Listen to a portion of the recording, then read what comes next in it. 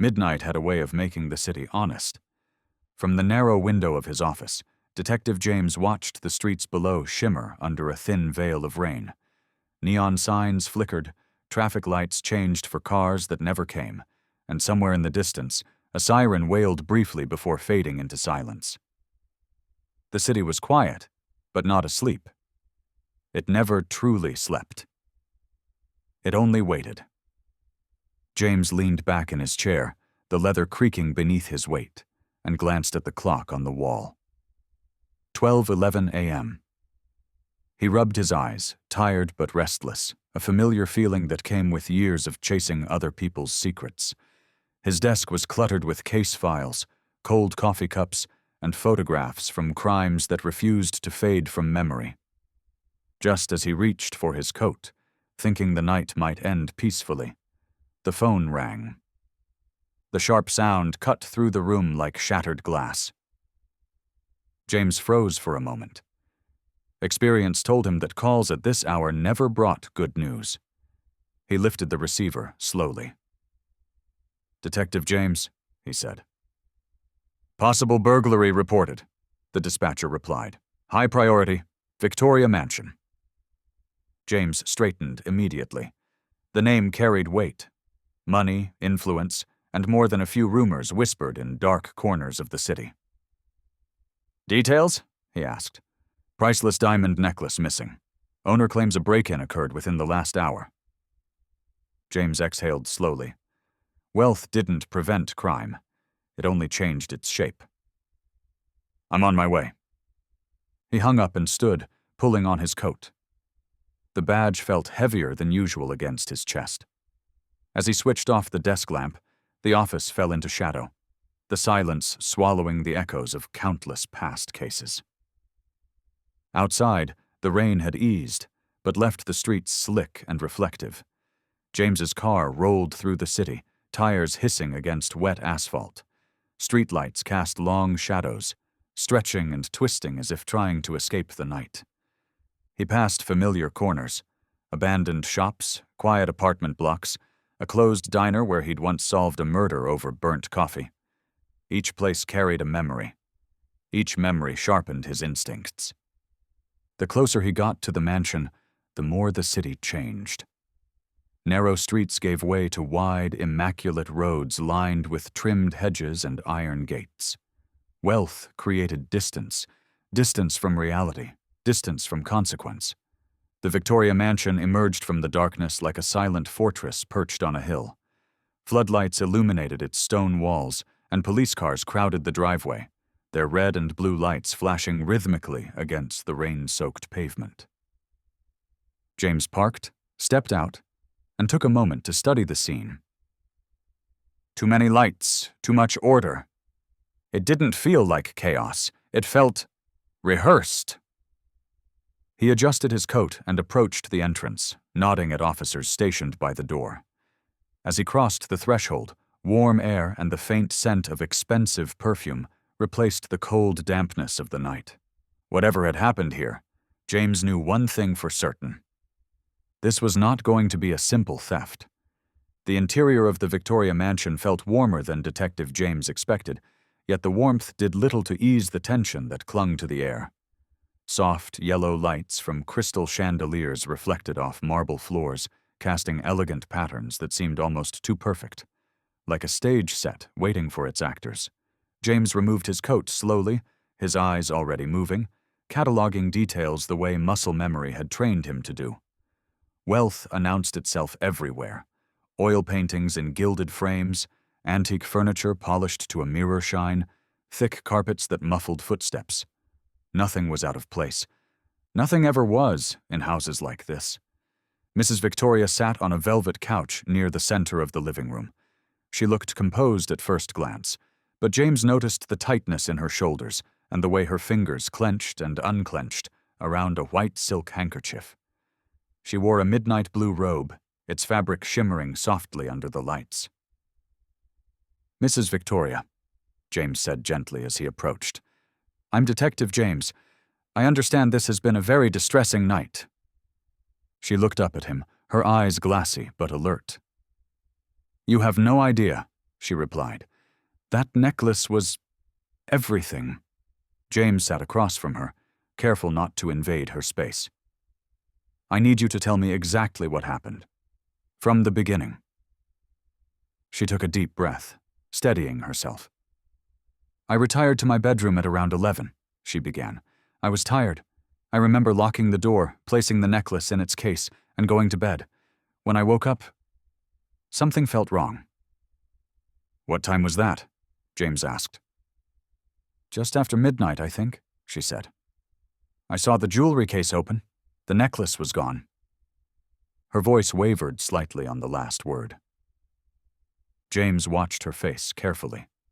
Grief, fear, anger, all could be genuine. Or rehearsed. Did you hear anything? Footsteps? Glass breaking? He asked. No, she said quickly. Nothing at all. Silence filled the room for a moment, broken only by the distant murmur of officers moving through the house. James stood. May I see the bedroom? She hesitated, just for a fraction of a second, but then nodded. Of course. They walked down a wide hallway lined with portraits of generations past. The eyes in the paintings seemed to follow them, their expressions frozen in permanent judgment. James couldn't shake the feeling that the house itself was watching. The bedroom was spacious and pristine. Heavy curtains framed the windows, and a faint scent of lavender lingered in the air. The bed was neatly made, the pillows undisturbed. James moved toward the dresser. The jewelry case lay open, its velvet interior empty. He crouched slightly, examining it. No scratches, no forced opening. A thief who knows what he's doing, James said quietly. Mrs. Victoria nodded but said nothing. James turned his attention to the window. One side was slightly open, letting in the cool night air. Rain droplets clung to the glass. Then he saw it. A torn piece of dark blue fabric hung from the window latch. James's expression hardened almost imperceptibly. He slipped on gloves and carefully removed the fabric, placing it into an evidence bag. Do you recognize this? He asked. Mrs. Victoria glanced at it briefly. No. Her answer came too fast. James studied the window frame, the floor beneath it, the curtains. No footprints, no signs of struggle. He straightened and looked back at Mrs. Victoria. Who else has access to this room? He asked. My staff, she replied. They work late. I trust them. James nodded, though the word trust lingered uncomfortably in the air. As they exited the bedroom, his eyes drifted once more to her robe. Near the hem, barely noticeable unless one was looking for it, was a small tear, the same shade of blue. James said nothing. Not yet. Back in the living room, the weight of the mansion pressed down on him. Every polished surface reflected a version of the truth, carefully controlled, carefully hidden. He had seen this before. Behind every perfect home lay imperfections desperate to stay buried. And this mansion was full of them. Detective James remained in the bedroom long after Mrs. Victoria stepped aside, allowing him the quiet he needed to listen, not just to the sounds of the mansion, but to what the room itself was telling him. Crime scenes had voices of their own. They spoke in silence, in what was missing as much as in what remained. He began with the dresser. The jewelry case sat open, its hinges smooth and unforced. The velvet lining bore a faint indentation where the diamond necklace had rested, but there were no scratches, no signs of hurried fingers. James ran a gloved hand lightly along the edge. Careful, murmured one of the forensic officers behind him. Whoever did this, James said softly, didn't rush. He straightened and scanned the room again. The walls were untouched, the furniture undisturbed. Even the heavy curtains fell perfectly, as though arranged deliberately. If there had been a struggle, it had been erased, or never happened at all. James crouched near the window. Cold air slipped through the opening, carrying with it the scent of wet stone and night rain. He examined the sill closely. No dirt, no scratches, no fingerprints. "That's odd," he muttered. A window used for escape almost always betrayed its purpose, but this one looked more symbolic than functional, an idea of a break-in rather than evidence of one. The torn piece of fabric lay sealed inside an evidence bag on the nearby table. Under proper lighting, its fibers shimmered slightly, a fine, expensive material. James held it up. "Not something a random thief would wear," he said. Outside the window, officers searched the ground with flashlights. Their beams danced across the garden, revealing perfectly trimmed hedges and spotless stone tiles. "No footprints?" an officer called from below. James wasn't surprised. He turned his attention to the bed. It was neatly made, the sheets smooth, the pillows fluffed. He pressed a hand lightly against the mattress. Cold, untouched. He straightened slowly. "Mrs. Victoria," he called. She stepped closer, her robe whispering softly as she walked. "You said you were asleep when the theft occurred." "Yes," she replied, her voice steady. James gestured toward the bed. "Then why does it look like no one's been in it?" Her eyes flicked to the bed for a brief moment, just long enough. I must have gotten up earlier," she said. James nodded, but made a note in his mind. Lies often revealed themselves in small inconsistencies. He moved next to the doorframe, examining the lock. It was intact, untouched. "No forced entry," he said. "No broken glass, no alarms." Mrs. Victoria's lips pressed together. "How could someone steal the necklace without triggering the alarm system?" James asked. She hesitated. "I don't know. Maybe they were skilled." James turned away, his gaze sweeping the room one final time. The scene felt rehearsed, too clean, too deliberate, like a painting designed to depict chaos without ever experiencing it. He stepped into the hallway and encountered one of the uniformed officers. "Check the security room," James instructed. "I want the camera footage." "Yes, sir." As the officer hurried off, James returned briefly to the window. He imagined someone climbing through it in the dark, fabric tearing, rain soaking their clothes. The image didn't fit. There was no urgency here, no desperation, only control. James exhaled slowly. This wasn't a crime of opportunity. It was a crime of design, and whoever planned it knew the house very well. The living room felt smaller once the household staff were assembled.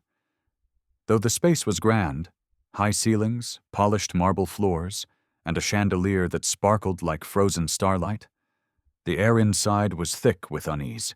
Detective James stood near the fireplace, his notebook tucked under his arm, watching the three figures lined up before him. They were careful not to look at one another. To James, that was the first sign of trouble. Closest to the window stood Samuel, the butler. His posture was impeccable, his hands clasped behind his back as though this were just another formal gathering. His hair was graying at the temples, and deep lines creased his face, marks of long service and longer worries. Next was Lydia, the maid.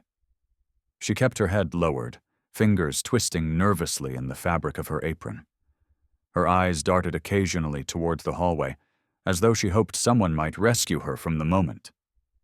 Finally, there was Mark, the security guard.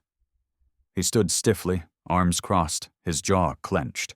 Sweat glistened on his forehead despite the cool temperature in the room. Detective James cleared his throat. "I need to know where each of you was between 11 p.m. and midnight," he said calmly. "And I need the truth." Samuel spoke first. "I was in the dining room, sir," he said, his voice measured. "Polishing the silverware for tomorrow." James nodded. "Anyone with you?" "No, sir." James made a mental note. Isolation created opportunity, but also alibis that were difficult to disprove. He turned to Lydia. "And you?" She swallowed. "I was cleaning the West Wing. I had been instructed to finish before morning. Were you alone? She hesitated. For most of the time. But another maid passed through around 11:30. James studied her face. Fear was written plainly there. Not guilt, but uncertainty. Finally, James turned to Mark. Security, James said. Your job is to notice when things go wrong. Did you see anything unusual? Mark shifted his weight. No, sir. Everything looked normal on the cameras. James raised an eyebrow. Then explain why the alarm system never triggered. Mark's jaw tightened. Could have been a malfunction. The word hung in the air. James stepped closer. This mansion's security system is state-of-the-art. Malfunctions are rare. Mark's gaze dropped to the floor. James let the silence stretch. Who else has access to the alarm controls? He asked. Only me, Mark replied, and Mrs. Victoria. That was enough to make James pause. He glanced briefly toward the hallway leading to the bedrooms, then back to the staff. Has anything like this ever happened before? James asked. Samuel cleared his throat. No, sir. Not in all my years here. James believed him.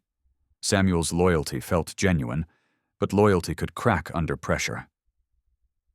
And your employer? James continued. Has she been under stress lately? Samuel hesitated, choosing his words carefully. Mrs. Victoria has faced challenges since her husband passed. Lydia nodded slightly, as though afraid to speak, but unable to deny it. James scribbled a note. Financial challenges? He asked. Samuel said nothing. James didn't push, for now. He stepped back, surveying them all once more. One of you, he said quietly, knows more than you're telling me. The words sent a visible ripple through the group. Lydia's breathing quickened. Mark wiped his brow. Samuel's expression remained composed, but his eyes hardened. I suggest you think carefully, James added, because the truth always finds its way out. As the staff were dismissed, James felt the pieces beginning to shift. Each of them carried secrets, but none of them felt like the true architect of the crime. Not yet. As James watched them leave, his instincts whispered a familiar warning. The answer wasn't standing in front of him. It was sitting comfortably somewhere else, waiting. Detective James returned to the bedroom alone. The house had grown quieter now, as if the mansion itself were holding its breath. The hum of police radios drifted faintly through the corridors, but inside the room, there was only stillness. James preferred it that way. Silence made patterns easier to hear. He stood in the center of the room, slowly turning in a full circle. Every crime scene followed a rhythm. Forced entry left chaos. Panic left mistakes. Greed left fingerprints, literal or figurative. But here, the rhythm was wrong. This room had been arranged, not disturbed. James walked back to the dresser and studied the jewelry case again. The clasp was intact, polished, untouched. A thief desperate enough to risk breaking into a guarded mansion would not handle an object of such value with this level of care. He closed the case gently, then opened it again. Nothing changed. Too perfect, he murmured. His gaze drifted to the mirror above the dresser. It reflected the room flawlessly. Clean lines, sharp angles, and no evidence of intrusion. He had seen this kind of perfection before. Not in successful burglaries, but in staged ones. James knelt by the window once more. Outside, the garden lights illuminated the manicured hedges, their shadows forming neat geometric patterns on the stone tiles below. He imagined someone climbing down in the rain, heart pounding, fabric tearing as they rushed. But there was no sign of haste, no scraped stone, no broken branches, no disturbed soil. The window had not been used. James stood and moved to the bed. He pressed his palm into the mattress again, this time harder. Still cold. Still firm. No body heat. he said quietly. He pulled back the covers. The sheets were smooth, their folds precise. Even the pillowcases showed no creases. If Mrs. Victoria had slept here, she had done so without leaving a trace. James stepped away, his mind assembling the fragments into a clearer picture. Someone had wanted the room to look violated without actually violating it. The pattern repeated itself throughout the mansion. The hallway carpets were undisturbed. The stairs bore no hurried footprints. Doors were unlocked but untouched. "Controlled access," James muttered. He stopped near the bedroom door and examined the lock closely. No scratches. No signs of tampering. Whoever entered the room had done so with permission, or with a key. Or they had never left at all. James exhaled slowly and closed his eyes for a moment, allowing his instincts to rise to the surface. He had learned long ago that crimes were rarely about opportunity. They were about intent, and intent required motive. He left the bedroom and walked toward the study, where an officer was reviewing documents pulled from Mrs. Victoria's desk. "Anything interesting?" James asked. The officer hesitated. "Financial statements, a lot of red ink." James took the files and skimmed through them. Failed investments, loans, missed payments, lawsuits quietly settled. Pressure built slowly in cases like this, until it broke. Back in the living room, James glanced at Mrs. Victoria. She sat perfectly still, hands folded in her lap, eyes fixed on the floor. A performance of calm. Too calm. James noticed again the tear in her robe. Small, clean, intentional. He approached her. "You said you woke up suddenly," he said. "What woke you?" She hesitated. "I don't know. A feeling." James nodded. "Funny thing about feelings," he said softly. "They usually come from somewhere." She looked up at him then, meeting his gaze for the first time. For just a second, fear flickered across her face. James straightened. The pattern was broken now, and what lay beneath it was beginning to show.